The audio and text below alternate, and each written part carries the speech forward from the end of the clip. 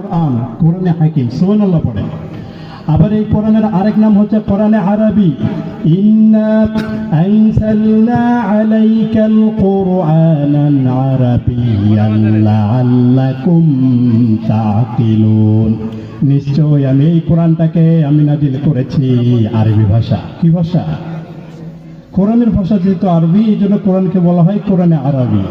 আর বিশ্বনবী যেহেতু আরবি ভাষার পাশাপাশি মানুষ, এই জন্য বিশ্বনবীকে বলা হয় রাসূলে আরবি। সুবহানাল্লাহ পড়ে।